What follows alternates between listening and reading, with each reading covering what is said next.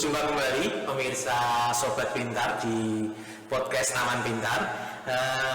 Assalamualaikum warahmatullahi wabarakatuh. Hari ini kita sudah kedatangan tamu spesial, Ibu Sulistiani. Ini adalah Ibu Sekretaris Desa Kedondol. Laras ya, Bu? Oke, apa kabar Ibu?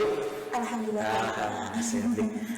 Sebelum kita mulai Bu, ini hari ini kita buka dulu podcastnya. Kalau nanti saya ngomong podcast Taman Pintar, Bu Sulis bisa menjawab podcastnya Orang Pintar. Oh siap. Podcast Taman Pintar, Podcastnya Orang Pintar. wah oke, mantap sekali. Hari ini kita akan berbincang-bincang karena kebetulan Bu Sulis ini adalah alumni SMP 1 Kaliwungu tahun 2006. ya. Selain sekretaris desa, Bu Sulis ini juga bergerak di bidang pemberdayaan literasi. Kebetulan mengurusi perpustakaan di desa. Oke Bu, pertanyaan saya yang pertama nih Bu. Ya. Dari kunjungan Ibu yang pertama kali ya Bu ini. Iya. Apa Bu kesannya terhadap perpustakaan Taman Pintar di SMP 1 Kaliwungu?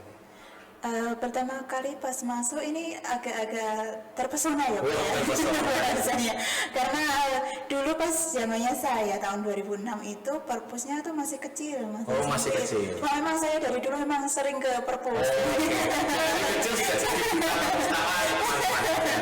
Ya terus pas masuk ke sini, wah sekarang nyaman banget ya, ber-AC, adem, terus ada komputernya. Itu perpustakaan digital. Sekarang kan inklusi digital gitu. Pokoknya jauh lebih nyaman dibandingkan zaman saya dulu. Terus gini Bu, ini kan Bu Sulis selain sebagai sekretaris desa juga bergerak juga untuk pemberdayaan literasi di desa. Apa sih Bu yang Bu Sulis nih di desa itu kendalanya apa, suka dukanya apa untuk bisa memberdayakan agar gerakan berliterasi ini menjadi gerakan yang massal, yang semua orang menjadi aware terhadap literasi ini. Apa suka dukanya Bu? Suka dukanya ya kita tahu sendiri sih Pak, yang namanya literasi itu kan Indonesia itu kan masih rendah. Jadi untuk kita ke literasi, utamanya ke membaca, terus menulis, itu gua agak-agak rendah. Jadi susahnya itu membiasakan anak-anak zaman sekarang untuk membaca, apalagi buku-buku fisik gitu. Sekarang banyak ke digital, semuanya pakai HP gitu. Tapi kita mulai cari peluangnya itu dengan membuat semacam kayak kelas-kelas. Kelas-kelas gitu. Jadi di perpus kami itu sekarang baru ada kelas menulis puisi sama kelas kerajinan tangan dari bahan bekas ngoten. Jadi paling tidak kita perpustakaannya kita itu bukan cuma berpusat pada literasi tapi ke inklusi sosial juga. Jadi selain ada kegiatan membaca juga diberikan pemberdayaan di bidang-bidang yang lain.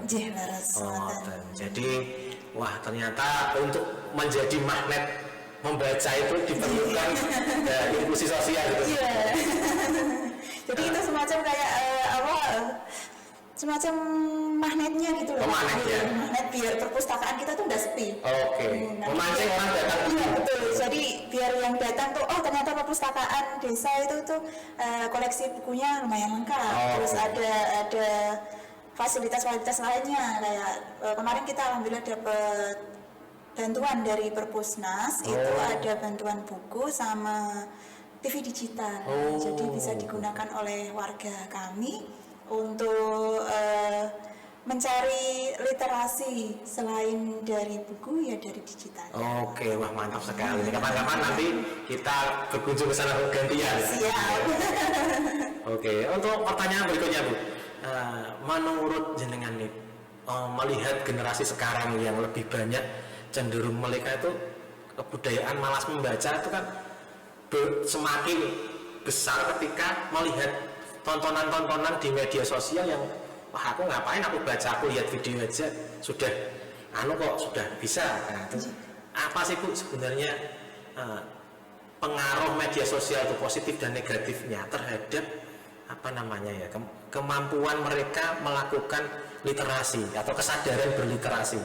Ini menurut jenengan ini bagaimana dan apa ini tips dan triknya agar anak-anak ini lebih seneng membaca buku meskipun digital daripada melihat konten-konten. Sekarang kan banyak tuh, ada TikTok, ada YouTube, ada apa macam-macam. Monggo Bu.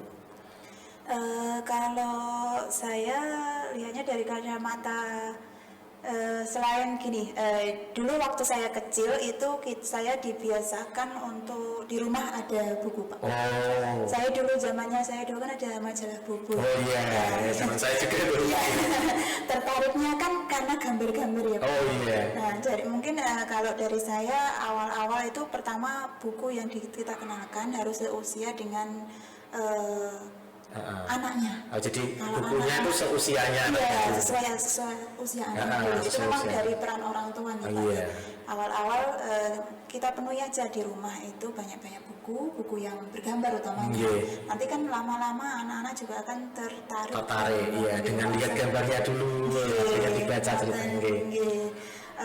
Kalau saya kacamatanya dari penulis juga Pak. Jadi kebetulan saya kan ada gabungan penyair sama menulis. Oh, penulis buku juga ya? Wah, itu sekali.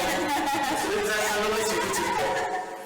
Tapi nggak terlalu banyak Pak, beberapa saja gitu kan. Kita seringnya itu susahnya menjual karya. Oh iya. Iya, apalagi kan kita buku fisik ya Pak. Iya. Dari teman-teman yang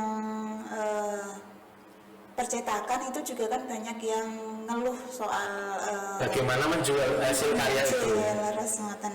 Jadi kita itu sekarang mainnya lebih ke mengenalkan puisi dan sastra sih, lebih iya. sastra kayak puisi, cerpen itu ke anak-anak. Makanya kan saya punya inisiatif bikin kelas nulis puisi. Oh iya. Jadi membiasakan anak-anak untuk kenal dengan yang namanya sastra. Oke, jadi setelah kenal kan mereka jadi penasaran, akhirnya pengen tahu lebih jauh. Betul.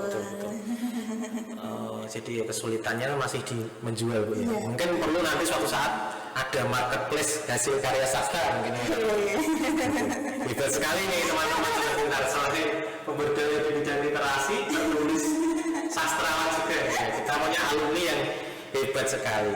Terus apa nih Bu, setelah Bu Sulis datang ke perpustakaan Taman Pintar, kira-kira saran apa yang bisa Bu Sulis berikan nih terhadap perpustakaan Taman Pintar agar kami juga bisa lebih tahu lah apa kekurangan kami yang perlu ada di sini. Mungkin nanti kita bisa juga contoh kelas puisi seperti yang Bu Sulis lakukan. Monggo Bu, silakan. Kalau saya sarannya mungkin lebih ke nih Pak ya. Untuk pembiasaan anak-anak lebih ke sastranya, Menulisnya Bu ya. Iya, lebih ke menulisnya. Memang kita belum tuh kalau itu. Iya, apalagi bahasa Indonesia itu kan bahasanya kita. Tapi kebanyakan orang-orang itu orang-orangnya kita tidak terlalu paham menggunakan bahasa Indonesia yang baik dan Oh benar. iya. Dan jadi lebih ke mungkin kita tanamkan untuk pengenalan sastranya dulu dan dari awal.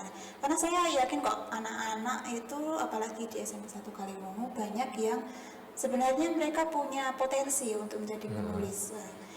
Kita tanamkan aja dulu untuk pengenalan sastra, nanti lama-lama mereka akan lebih mencintai. Iya, saran yang cukup membangun nih, sangat membantu kita.